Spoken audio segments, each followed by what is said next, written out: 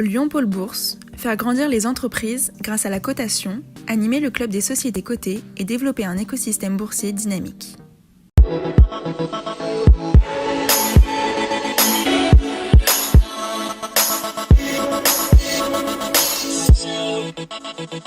Bonjour et bienvenue dans Bourse et Valeurs pour tout savoir de l'actualité des entreprises régionales cotées en bourse. Notre invité dans un instant, Olivier de la Clergerie, le directeur général du groupe LDLC, qui va nous commenter en direct les résultats du groupe qui viennent tout juste de tomber. À retenir dans l'actualité boursière régionale, Sanofi, après d'importantes annonces d'investissement cette semaine, à l'occasion de la venue d'Emmanuel Macron à Lyon.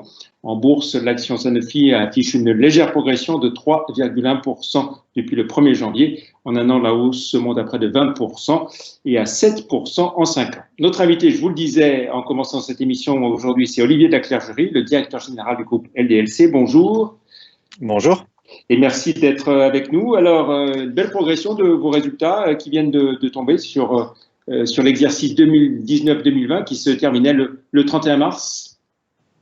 Effectivement, une année de très belles factures et surtout de retournement, puisqu'on avait connu une année difficile sur l'exercice précédent et on revient sur des ratios beaucoup plus habituels dans le cadre de LDLC et donc nous sommes très satisfaits.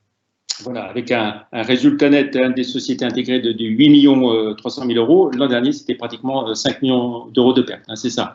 Oui, tout à fait. Quasiment 13 millions, un peu plus de 13 millions d'écart entre l'exercice passé et cet exercice. Voilà. Alors, sur le chiffre d'affaires, hein, vous l'aviez publié il y a quelques semaines déjà, 493,3 millions d'euros de chiffre d'affaires. Un dernier trimestre qui a été un petit peu perturbé par la crise sanitaire.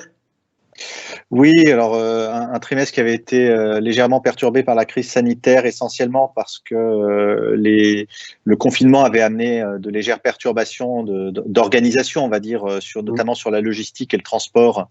Et comme on a une activité de e-commerce importante, hein, même si nous avons des magasins, mécaniquement, ça a généré des perturbations en fin d'exercice. Voilà. Et pour vous, bien sûr, vous avez montré toute la pertinence de votre modèle. Hein. Le e-commerce a bien fonctionné et fonctionne bien depuis toutes ces dernières semaines. Oui, ce qu'on indique, effectivement, on a connu d'abord une période de confinement qui était quand même très particulière avec, comme tout le monde, hein, des boutiques fermées, donc de la perte de chiffre d'affaires au niveau des boutiques, des entreprises qui fonctionnaient au ralenti, mais un relais de croissance très intéressant sur la vente en ligne B2C et ce qui nous permet d'envisager aujourd'hui ce qu'on indique en fait une période qui globalement est significativement positive. Donc, quelque part, une organisation de l'activité qui est plutôt résiliente face à la crise du Covid. Voilà. Même très résiliente. Et puis, ce qu'il faut voir aussi, c'est un endettement financier qui a été fortement réduit dans cette période. Oui, alors l'année dernière, effectivement, non seulement au niveau des résultats, nous avons su retourner la vision des résultats de l'entreprise, mais nous avons aussi beaucoup travaillé sur l'endettement de l'entreprise et l'endettement net qui était très élevé l'année dernière, hein, puisque avec un gearing supérieur à 1, de tête, on était autour de 1,16. 60 millions d'euros d'endettement pour 54 millions d'euros de fonds propres. Et aujourd'hui, la photo n'est plus du tout la même, hein, puisqu'on a divisé par 7 le taux d'endettement net. On est à 8,6 millions d'euros d'endettement net pour 64 millions d'euros de fonds propres. Donc là, on est dans une situation complètement inverse. Et ça a été possible, notamment grâce au désengagement immobilier sur le siège social et sur notre entrepôt logistique de Nantes. Voilà. Et puis alors, les résultats, bien sûr, hein, évidemment. Oui. Et puis, dans les événements importants de cet exercice écoulé, en fin d'exercice, la finalisation du rachat du Top Achat, du fonds de commerce de Top Achat. Alors effectivement, même si ça n'a pas eu lieu durant l'exercice, hein, puisque la finalisation s'est effectuée le 10 avril, donc quelques jours après la clôture de l'exercice, mais pendant la période de confinement, nous avons pu finaliser l'acquisition dont nous avions parlé durant l'exercice précédent, qui s'est très bien finalisé et aujourd'hui qui est pleinement opérationnel. Donc nous sommes vraiment ravis d'avoir pu réaliser cette opération. Voilà, et puis alors c'est tout frais, tout récent, l'ouverture d'un deuxième magasin pour une autre marque du groupe. Oui, alors LDLC, on pense mécaniquement toujours au high-tech, mais on essaie de travailler en tant que distributeur spécialisé multimarque. Et au sein du groupement de marques qui est dans le groupe LDLC, nous avons la marque Armoire de bébé qui fait de la puériculture et donc qui a commencé sur le web. Nous avons ouvert une boutique à Limonest il y a quelques années et maintenant nous ouvrons une deuxième boutique à Orgeval, en région parisienne, pour continuer à voir comment le modèle se développe, comment on peut dupliquer ce que nous avons réussi à faire dans la région lyonnaise et continuer l'aventure sur la diversification.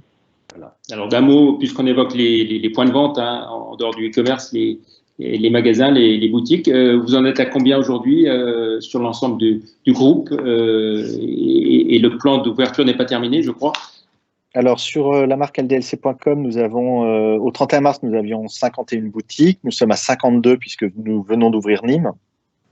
Donc, ce qui montre que le plan continue, hein, bien évidemment, avec toujours la volonté d'arriver autour d'une centaine de points de vente dans le futur, même si nous ne donnons pas d'échéancier en termes de timing. Si on essaye de se projeter donc sur l'exercice qui a commencé le 1er avril, hein, vous dites objectif 600 millions d'euros de chiffre d'affaires.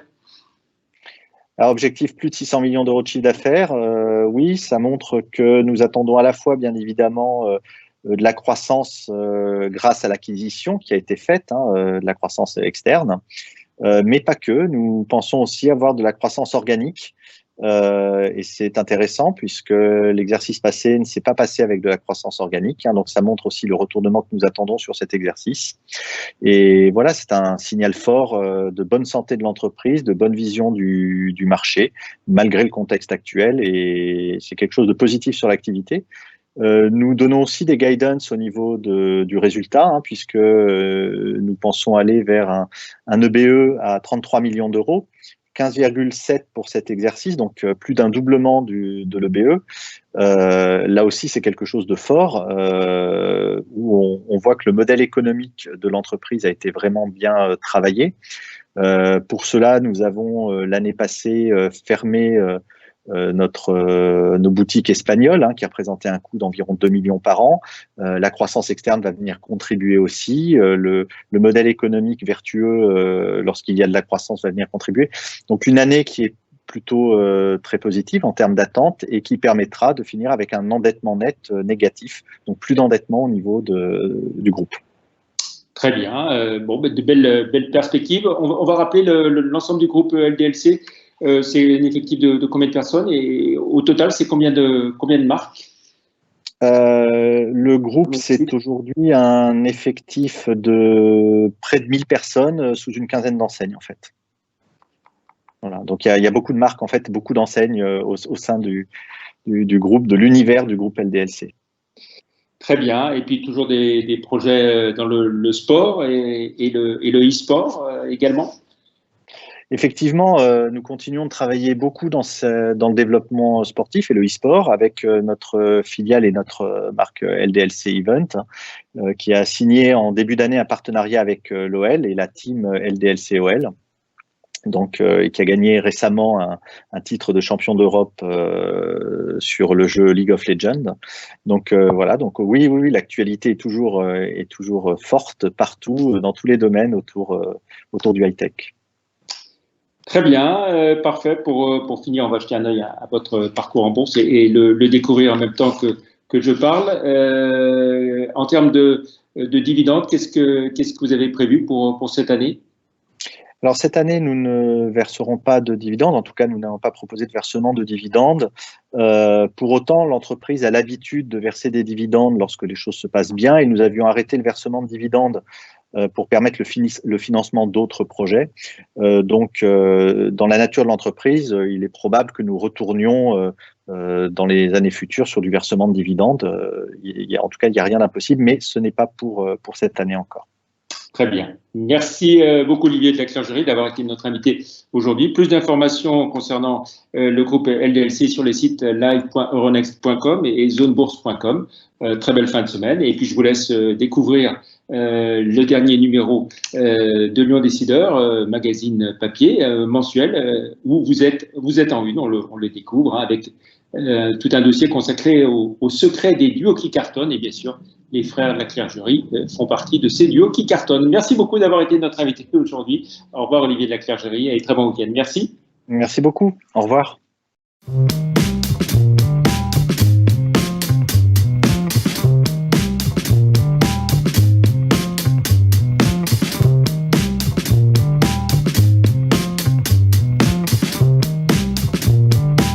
Retrouvez les enregistrements et informations de marché sur les sites de Zone Bourse et d'Euronext.